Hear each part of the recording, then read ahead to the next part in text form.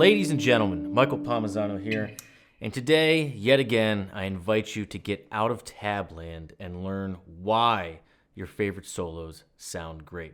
Remember, the study of music theory is just the study of why things sound good to you. So this one comes from Stanislav, forgive me if I mispronounce your name, all the way from the Ukraine. He wants David Gilmour, Comfortably Numb, live in Pompeii 2016. Now, here's the thing. I could react to this entire performance, but I've always felt that the first solo from David Gilmour is in major, and it is one of the quintessential roadmaps for how you bridge the gap between rhythm and lead guitar and how you really apply music theory on the fretboard instead of just playing guitar licks. If you've been my student, then you know I am someone who preaches that the way to bridge the gap is connecting simple chord tones, right? Basic major and minor triads with melodies that non-musicians can get stuck in their head. And there is no more solo that comes to my mind that is more textbook for learning this. I can't think of a single solo more important for an aspiring guitar player to learn, to start to begin to understand their neck and why music theory works, how it works, and how it sounds good, than David Gilmour playing the first solo in Comfortably Numb. So I'm going to pull it up here full screen. We're going to listen to it first, okay? And then I'll show you what's going on. Have become comfortably numb.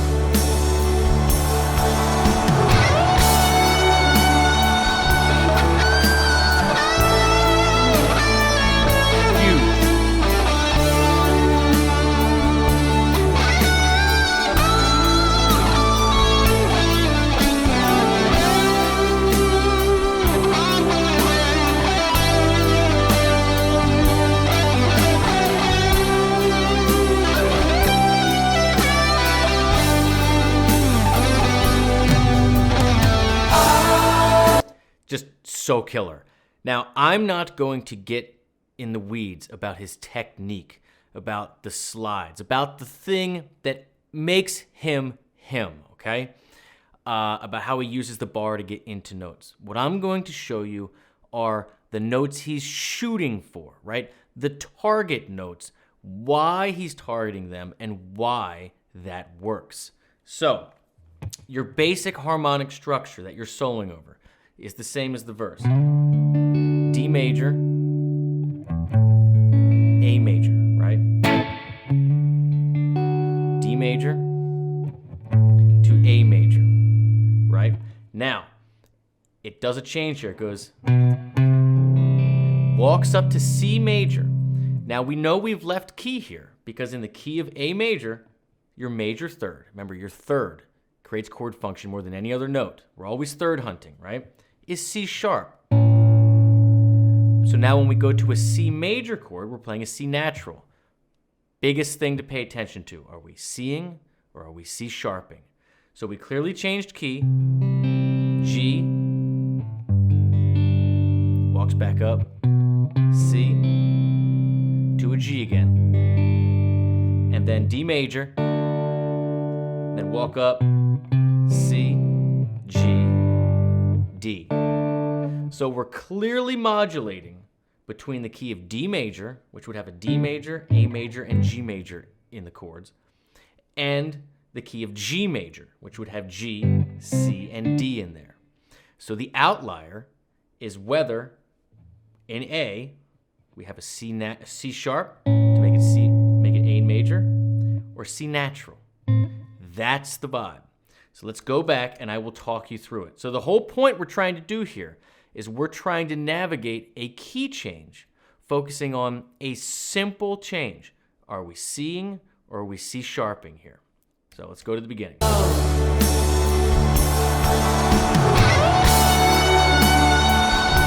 D major chord. And what are we shooting for? That is F sharp, my friends. That is the major third of D major. You can't start with a better note. Remember, the third is the most important note in a chord. It creates function. So starting your lead, shooting for that F sharp is what you're going to do. Now again, he bends into it. He slides into it. That's not what we're focusing on. So we're over D major. We're focusing on the F sharp. Now you do this little, doing F sharp to G, suss it out, and now we're bending D into E. So our E note, okay, is our fifth of A major. So we're shooting for another chord tone of A major. Remember, our chords go from D to A. So our focus is major third of D, fifth of A. And it goes down. And this is a straight walk down the arpeggio. E, D, C sharp, A, E. That's an A major triad. So that angular approach, that straight across the triad, A major, right? Going to D. Now there's a little thing that's in the back. Maybe it's just on the record and my brain wants to hear it, but I swear someone did it. The point is, D is the root of D, but then also when the chord goes back over to the A, we're sussing it out, C sharp into A major. That's it. Keep going. Same thing. Shooting F sharp, up to G, D into E. So we're repeating the motif, hitting on that fifth of A again. Same thing. So, and what is that? Same walk down. D, C sharp, going across the A major triad. Down the fifth, down the fourth string, down the D string. D, C sharp, my friends. Landing on A, which again, of course, is the root of A, the fifth of D, so we haven't changed at all.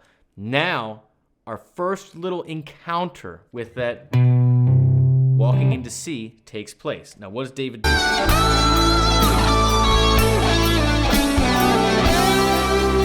Now, he does a really cool thing. He's shooting for G, which, of course, is the fifth of C major. So straight chord tone, C major, here's your G. Now he does it, I don't know if he does it this time, but I believe on the record, he actually bends from E all the way up to it. Point is, we are shooting for the fifth of C. Then,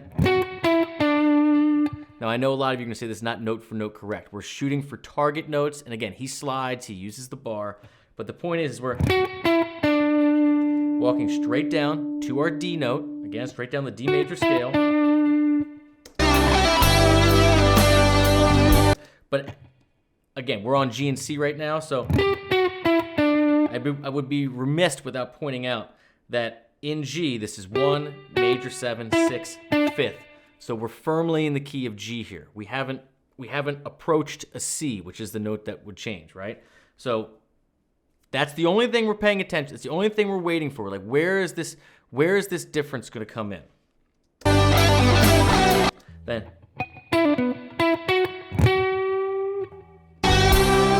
so again, shooting for that G note, which is the root of G, fifth of C. We haven't done anything around C yet. And now here it comes again.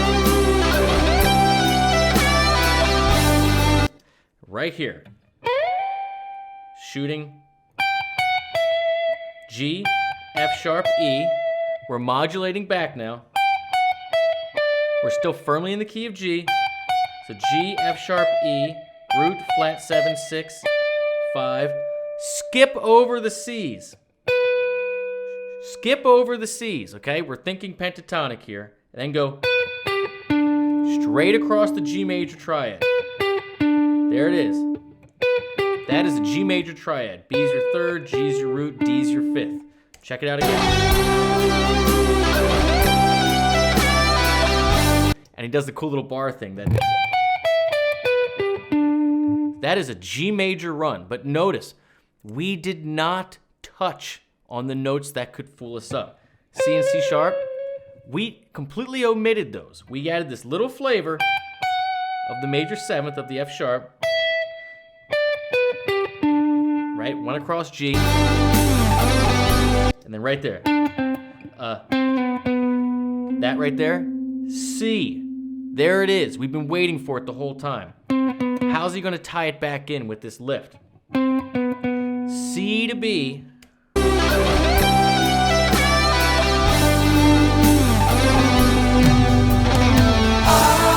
And then that little run, which of course ends on A, okay? So it's a little tease like A major.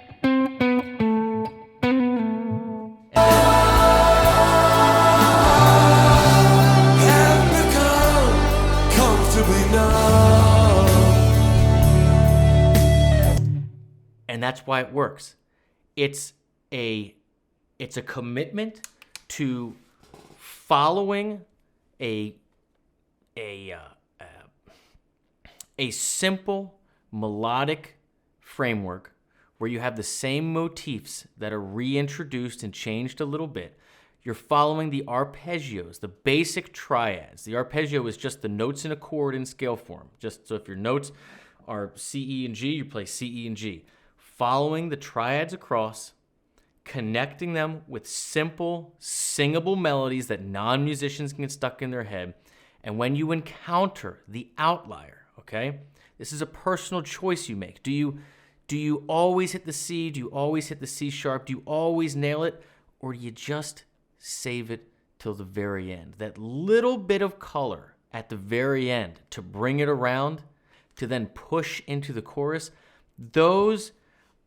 that's what we call taste, right? That is your signature, along with his signature use of vibrato, his bends, and his way to hit all those target notes that make David, right? It's that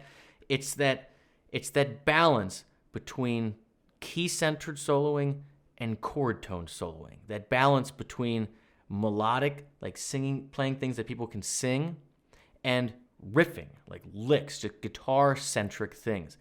And this will lead me into my next point. The second solo, arguably the more famous solo in this song, is in its relative minor, B minor. And that very much still combines those two things, but leans much more heavily on the guitar-centric lick things, right? How's it go?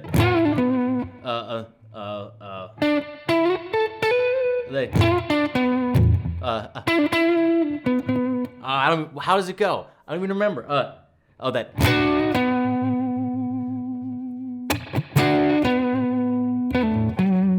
God, I'm drawing a total blank here.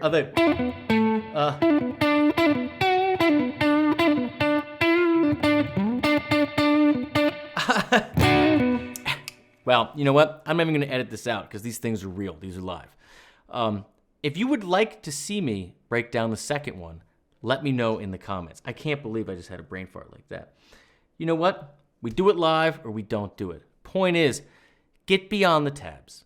Learn the why behind the notes. Use the theory, because again, all it is the study of what makes things sound good. And since you learned what we were shooting out for there, that we learned we're switching from the key of D to the key of G, and that the note that we're looking for that changes is C versus C sharp, and how he used it, when you put words to that and you can figure it out, then you can use it in any genre, in any musical application, and apply your fingerprint to it and make it your signature thing with however you get to those target notes. And that's it. I love you all. Thanks so much for watching. If you dig the vibe here, I'd hope you hit subscribe. It really helps the channel so YouTube knows that, hey, I'd like to see more of these videos. And if you'd like to take it a step further and learn my step-by-step method for applying this stuff, click the first link in the description. All my lessons, all my courses are in my custom guitar community called GuitarGate. There's thousands and thousands of people over there trying to stay motivated and inspired to just get a little bit better each day.